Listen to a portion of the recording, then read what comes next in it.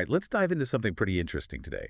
Have you noticed those little AI-generated summaries popping up on Google? Oh yeah, the AI overviews. Right, right. And they're not just for fun. Mhm. They could be a game changer if well, anyone who wants eyes on their content. I mean, let's be real, who doesn't want more visibility? Exactly. And what's fascinating is they don't just pull from the top search results like you might think. Really? Hmm. That's interesting. How so? So we're looking at this article, How to Rank in Google's AI Overviews. It says that while 52% of their sources come from, those top 10 results, almost half come from pages that are further down. Wait, you mean even if your site isn't ranking #1, you could still get featured? That's exactly what it means. Even content on page 2, 3, who knows, could end up in one of those overviews. It's a whole new ballgame for SEO. Wow. Okay. So it's not just about keywords anymore. It's still about keywords, but it's more than that. It's about, really answering the user's question, giving them a complete picture. Google's AI seems to be getting smarter. So how do we as creators make sure our content is the chosen one? Well, the article gives 11 tips. Some definitely stand out. Like one biggie is context is king. Context is king. I like that. What's that all about? So Google's AI, right? It's not just looking for a page that's stuffed with keywords. Right. It wants to see that you get the whole context of what the searcher's looking for. Like imagine someone searches best shoes marathon training. Okay. Yeah.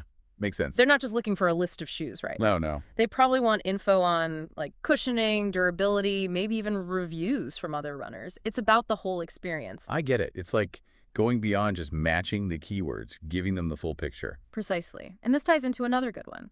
Long tail keywords. Long tail keywords. Refresh my memory. What are those again? Think of them as those longer, more specific phrases people actually search. So instead of just running shoes, it'd be like best running shoes, flat feet, high arches. Right, right. Much more specific. Exactly. And there are tools for this. Answer the Public is great. It shows what questions people ask around a topic. That's useful. And just paying attention to Google autocomplete, when you start typing something in. Oh, yeah, those suggestions. Good point. So Google's AI seems to prefer stuff that aligns with these, more targeted searches. Okay, that's making sense. What else? Another big one that sometimes gets overlooked is structured data. Structured data. Honestly, that always seemed a bit technical to me. I know, right? But think of it like this. Imagine you're organizing a bookshelf.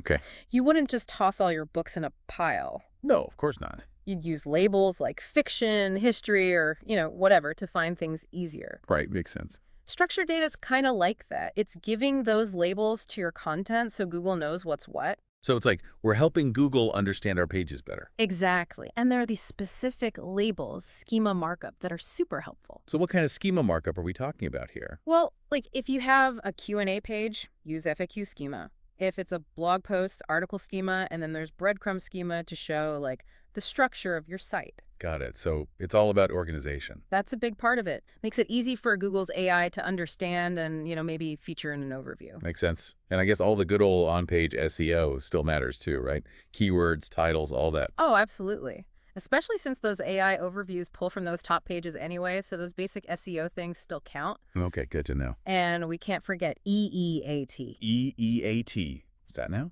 Stands for expertise, experience, authoritativeness, trustworthiness. Whoa, okay. That sounds intense. What does that actually mean, though? Basically, Google wants to see that you know what you're talking about, that your site's legit. So, show your expertise, make your website look professional, that kind of thing. So it's not just about good writing, but also about having that credibility, that EEAT fact. Exactly. And it all ties together. But here's the thing. If AI is pulling content from lower down the search results, Yeah. does that mean we can ease up on, our traditional SEO? That's a good question. That's what I was thinking. Well, it's not that simple. And that brings up another interesting aspect of these AI overviews. It's not that traditional SEO is becoming, less important or anything, Right. but it's definitely evolving, I guess you could say. Okay. How so? Well, think about it this way. Those AI overviews can be great for the pages they, cite right. Sure. Yeah, more visibility. But there's a potential downside, too, for pages that don't get featured, even if they rank well already. I'm not sure I follow. Why would a page that's already doing well be negatively impacted? Yeah. It comes down to user behavior. Think about it. You search for something and bam! Yeah. Google gives you this neat little AI overview, Right. all the info, pulled from different sources right there.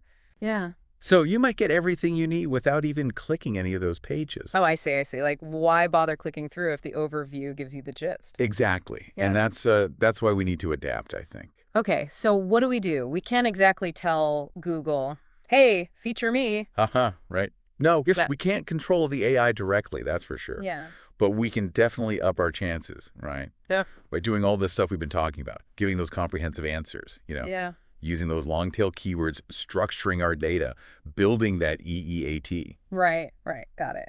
Makes sense, but honestly, it makes me a little uneasy. Ah, It's like an algorithm deciding what people see, you know? I know what you mean. How do we even know these AI overviews are accurate? Can we really trust a robot to tell us what's what? That's the million-dollar question, isn't it? And to be honest, I think the whole SEO community is still kind of figuring that out. Yeah. Like generally, yeah, they're pretty accurate, Okay. but they're not perfect. So what causes them to get things wrong then? Well, think about it. These overviews are only as good as the sources they're using, right? That's true. Google tries to prioritize like authoritative sites, Yeah. but there's always a chance it might pull from something that's, I don't know, outdated or just plain wrong. Okay. Yeah, that makes sense. But how does Google decide which sources are authoritative in the first place? They look at a bunch of stuff like the site's ranking, its overall reputation, whether the content actually like directly answers the question. So it's still about those classic SEO factors, right? Yeah. Building a solid online presence, being an expert, creating good content, those things still matter a lot. Gotcha. So it's almost like we're not just building trust with Google's algorithm anymore. We're building trust with the AI that makes these overviews. That's a really good point. It's a lot, Yeah. It really feels like search is changing big time. But before we go too far, can we circle back to something you said earlier about traditional SEO evolving? What did you mean by that? You were saying something about traditional SEO evolving. What did you mean? Well, it used to be all about like trying to trick the system. People would do all sorts of things to boost their rankings, not always focused on good content. The good old days, right? Yeah. Keyword stuffing, all that. But it sounds like that stuff's not going to fly anymore. Not if you want in on those AI overviews. Yeah, I think you're right. Google's AI, it can sniff out that manipulative stuff pretty easily these days. It's looking for the real deal. So it's forcing us to up our game, basically. Yeah, I think so. No more shortcuts. Which could be a good thing, right? Hmm. Better quality content overall. Definitely. Raises the bar for everyone. True. But I wonder, what about the little guy?